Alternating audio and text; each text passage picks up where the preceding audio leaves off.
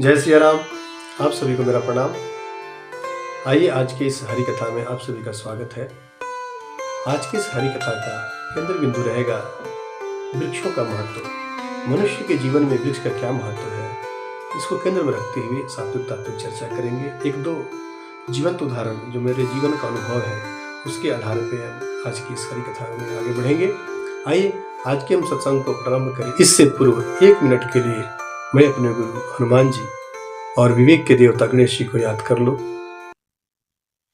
पवन तनय तुम एक आधारा,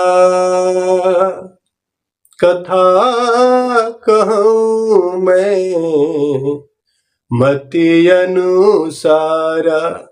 वक्रतुंड महाकाय सूर्यकोटि समप्रभा, निर्विघ्नं कुरु मे देव, शुभ कार्येषु शुभ सर्वदा। गुरु ब्रह्मा गुरु विष्णु गुरुदेव महेश्वर, गुरु साक्षात् परम ब्रह्मा, तस्मै श्री गुरुवे नमः। तस्मै श्री गुरुवे नमः। परमपिता परमेश्वर की असीम अनुकंपा है कि हम लोग YouTube के माध्यम से सत्संग का श्रवण लाभ ले रहे हैं। हम सभी बड़भागी हैं। आज का जो विषय है वृक्ष की महत्व को लेकर के हम संवाद करेंगे एक दूसरे के साथ। जहां कहीं भी आपको मुझे मार्गदर्शन देना हो, आप सभी का स्वागत है। वृक्ष हमारे जीवन के प्राण तत्व है। अगर हमारे अंदर का धड़कन धड़कता है तो वो वृक्ष पे ही लटका हुआ है। हम इसको वैज्ञानिक परिप्रेक्ष्य से भी समझ सकते हैं। हम सभी पढ़ते हैं, हम सभी जानते हैं कि वृक्ष ही वो प्राणवायु ऑक्सीजन हमें देते हैं जिसके चलते हम जिंदा हैं। तो हमारा कहीं ना कहीं ये यंत्र जो अंदर चल रहा है, प्रति क्षण चल रहा है। प्रत्येक मिनट में हम कितने बार सांस लेते रहते हैं। ये सब अगर किसी का देन है तो वृक्षों का ही देन है। अगर वृक्ष ऑक्सीजन देना बंद कर दे तो हमारे प्राण पखेरु उड़ जाएंगे। और एक सच्ची घटना मैं बताऊंगा जो मेरे साथ घटी हुई है, आपके साथ शेयर करना चाह रहा हूं। एक बार मेरे एक विद्यालय है, निजी विद्यालय, प्राइवेट विद्यालय, उसमें एक छोटा सा वृक्ष है, बेर का वृक्ष है। एक दिन की बात, मैं विद्यालय में बच्चों से बोल रहा था कि देखो वृक्ष जीवंत हैं और वृक्ष की धड़कन भी हम सुन सकते हैं। मेरे साथ बनी घटना है और मैं बच्चों को ये बता रहा था कि देखो हम सबका, मनुष्यों का एकमात्र उद्देश्य ये होना चाहिए कि हम धरती पर आए हैं तो उस परमतत्व परमात्मा ने, भगवान ने हमको इसलिए भेजा है कि यहाँ पे जितने भी जीव जंतु पेड़ पौधे हैं सबकी रखवाली करें। भगवान खुद नहीं आ पाए तो मनुष्य के रूप में सभी तरह की क्षमताओं को, हमारी बुद्धि को, विवेक को सबसे अधिक बनाया ताकि हम जा करके कि सुंदर पृथ्वी नामक ग्रह को सजा सके, इसकी सुंदरता को मेंटेन कर सके।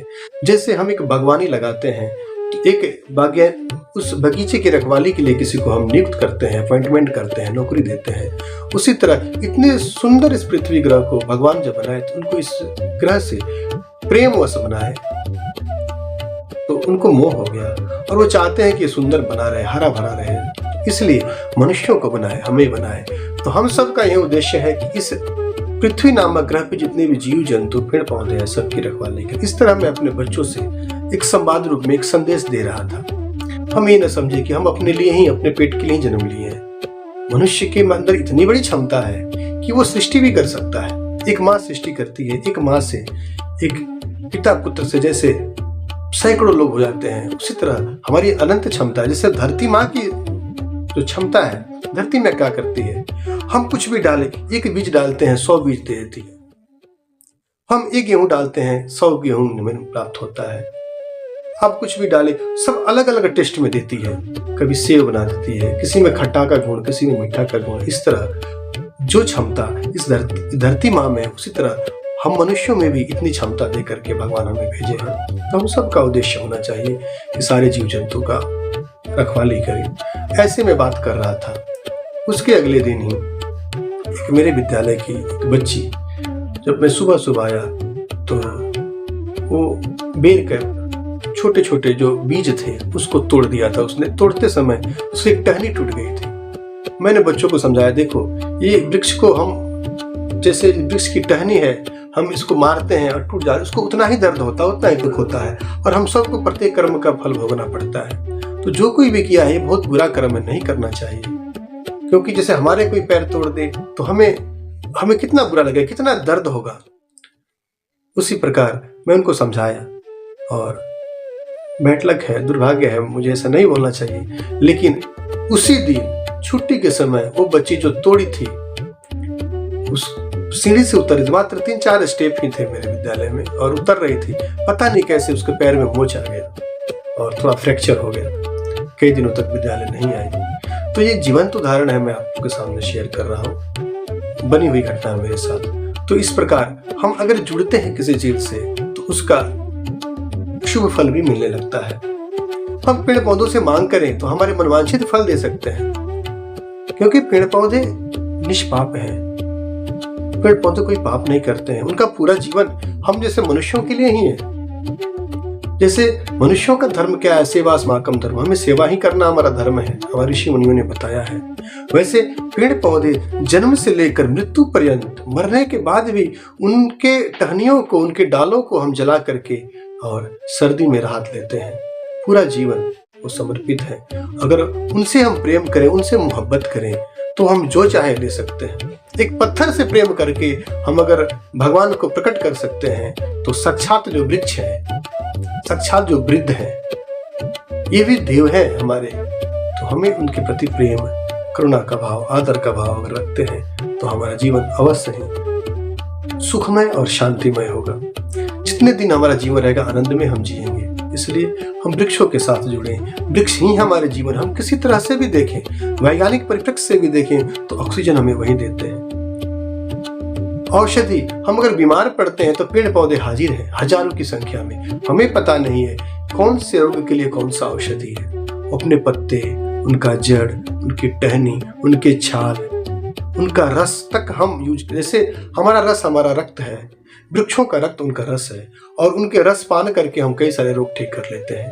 तो मेरा आज की जो हरी कथा है वृक्षों की माता को लेकर के है कि हम वृक्ष के महत्व को समझें और कम से कम 5 पेड़ तो 5 वृक्ष अवश्य बोए। पूज्य मुरारी बापू जी राजकोट में कथा कर रहे थे वृक्ष और वृद्ध को केंद्र में रख करके। तो उसी कड़ी में उनका एक निवेदन है कि कम से कम 150 करोड़ भारत की जनसंख्या है, 2-3 सालों में हो जाएगी, तो कम से कम 150 करोड़ पौधे लगने चाहिए। मैं एक प्रयास छोटा सा किया, बताना नहीं चाहिए, मैं इसलिए आज के अपने सारी कथा में इसको जोड़ने का प्रयास किया कि हम सब भी जहाँ भी समय मिले वृक्षों को प्रेम दे, आदर दे। न लगा पाए कोई बात नहीं, जो वृक्ष है उनको आदर दे, उनसे प्रेम करे, तो हमारा जीवन आनंदमय होने लगेगा। प्रकृति के साथ जुड़े, और अपने जीवन को हम प्रकृति के साथ जब जोड़ते हैं तो हम प्रकृति के रूप में हमारे अंदर जो कुछ भी मौजूद है, हमारे अंदर हमारी शक्ति है, उसकी उन शक्तियों का हमें अनुभव होने लगता है।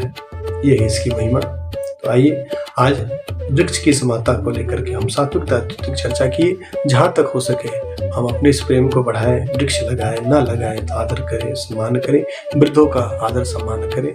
इसी निवेदन के साथ आज की इस हरी कथा को मैं यहीं विराम देता हूँ। आप सभी को मेरा प्रणाम। जय सिया राम।